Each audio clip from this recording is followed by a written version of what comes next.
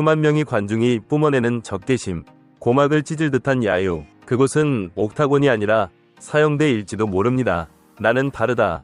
고 외쳤던 황인수조차 압박감이라는 보이지 않는 손에 목이 졸려 무너졌습니다.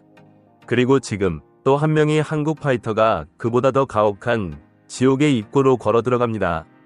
호주 시드니, 적의 안방 한복판. 과연 김상욱은 쏟아지는 야유를 함성으로 바꿀 수 있을까요?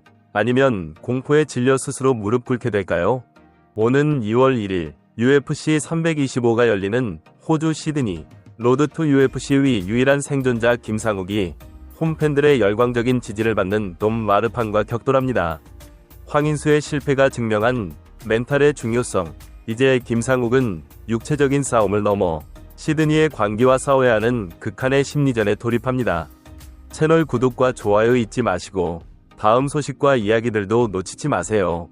격투기는 육체의 대화라고들 하지만 사실 그 본질은 영혼을 갉아먹는 심리전입니다. 우리는 그 잔혹한 진리를 황인수의 패배를 통해 목격했습니다.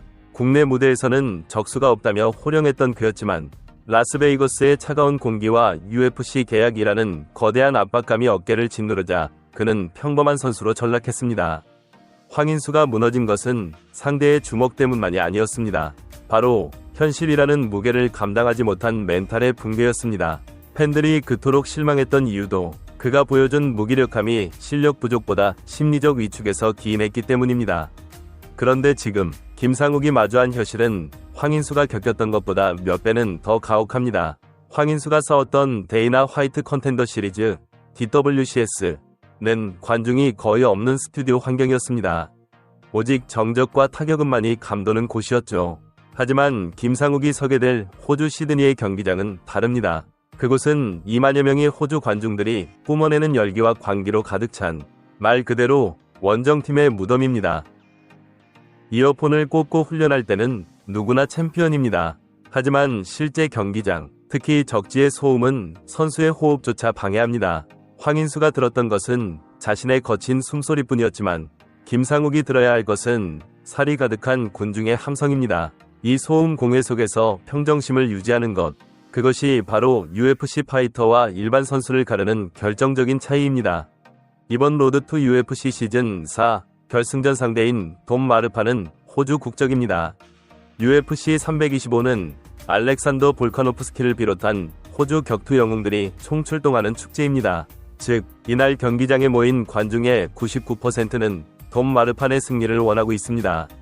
김상욱이 입장하는 순간부터 쏟아질 야유와 욕설, 그리고 돔 마르판의 주먹이 스칠 때마다 터져나올 환호성은 선수의 판단력을 흐리게 하고 심장을 오그라들게 만들기에 충분합니다. 이것이 바로 악명 높은 홈 어드밴티지의 실체입니다. 우리는 이미 수많은 한국 파이터들이 이 원정 터스에 희생당하는 것을 봐왔습니다. 낯선 환경, 시차 적응, 음식, 그리고 편파적인 판정 분위기까지 김상욱은 이미 옥타곤에 오르기 전부터 0에서 1로 뒤진 채 싸우는 것과 다름없습니다. 게다가 박재현, 박어진 등 동료들이 모두 탈락하고 홀로 남았다는 고립감은 그를 더욱 외롭게 만듭니다. 황인수가 자신의 오만함이라는 감옥에 갇혀 자멸했다면 김상욱은 타인의 적개심이라는 감옥을 깨고 나와야 하는 상황입니다. 상대 돔 마르판은 이 점을 누구보다 잘 알고 있습니다. 그는 이미 4강에서 코리안 좀비 정찬성의 제자 박재현을 꺾으며 한국 선수 파회법을 익혔습니다. 그는 인터뷰에서 레슬링으로 붙자 고 도발하며 김상욱을 심리적으로 흔들고 있습니다. 홈 관중들의 응원을 등에 업은 돔 마르판은 초반부터 거칠게 몰아붙일 것입니다. 만약 김상욱이 이 분위기에 압도되어 초반 1분이라도 주춤한다면 경기는 그대로 돔 마르판의 페이스로 넘어갈 것입니다. 황인수가 그랬던 것처럼 말입니다. 하지만 전문가들은 김상욱에게서 황인수와는 다른 종류의 단단함을 발견합니다. 황인수가 승리에만 취해 있던 온실 속의 화초였다면 김상욱은 이미 패배의 진흙탕에서 뒹굴어본 잡초입니다. 그는 2년 전 로드 투 UFC 결승에서 패배의 쓴맛을 봤습니다. 그 실패의 경험, 좌절의 기억은 역설적이게도 지금의 김상욱을 지탱하는 가장 강력한 멘탈 갑옷이 되었습니다. 스승 김동현 또한 김상욱에게 큰 자산입니다. 스턴건, 김동현은 UFC 100등 역사적인 대회에서 적지인 미국과 브라질 등지에서 수많은 야유를 뚫고 승리를 쟁취해본 경험이 있습니다. 야유를 즐겨라. 관중들이 소리칠수록 상대가 급해진다. 스승이 전수해줄 이 마인드셋 훈련이야말로 시드니의 압박감을 견디는 유일한 해법일 것입니다. 김동현이 걷고 김상욱이 뛰어야 할 길. 스승 김동현은 말했습니다. UFC는 강한 자가 살아남는 게 아니라 살아남는 자가 강한 곳이다. 황인수는 강해 보였지만 살아남지 못했습니다. 이제 김상욱은 강해 보이는 것보다 끈질기게 살아남는 법을 보여줘야 합니다. 호주의 텃세, 관중의 야유, 그리고 상대의 주먹까지 모든 악조건을 씹어삼키고 살아남아라. 그것만이 김상욱이 증명해야 할 유일한 과제입니다. 김상욱은 도발에 응하는 대신 차분하게 KO를 예고했습니다. 이는 허세가 아닙니다. 상대가 자신을 그래플러로만 생각하고 덤벼들 때 허를 찌르는 타격으로 잠재우겠다는 냉철한 계산입니다. 야유가 클수록 김상욱이 침착함만 유지한다면 그 소음은 오히려 돔 마르판을 흥분하게 만들어 빈틈을 만들 수도 있습니다. 황인수는 긴장해서 굳어버렸지만 김상욱은 그 긴장을 집중력으로 치환해야 합니다.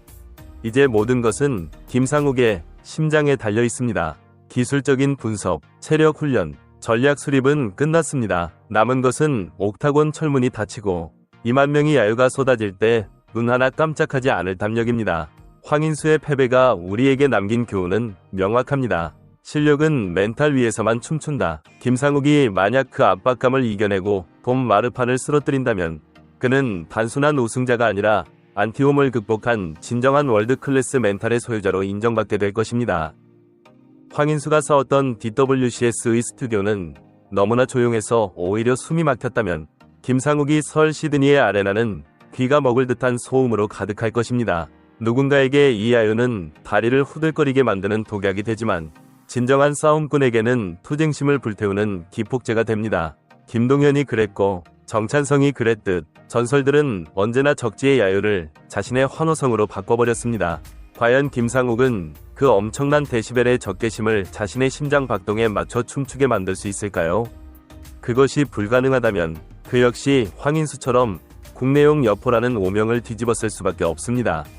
경기가 끝나고 나면 시차 적응이 힘들었다. 관중이 너무 시끄러웠다. 판정이 불리했다. 는 말은 패배자의 비겁한 변명으로 남을 뿐입니다. 옥타곤의 문이 닫히는 순간 그곳은 세상에서 가장 공평하고도 잔인한 공간이 됩니다. 황인수가 넘지 못한 그 실전의 벽. 김상욱은 그 벽을 깨부수고 스스로 증명해야 합니다.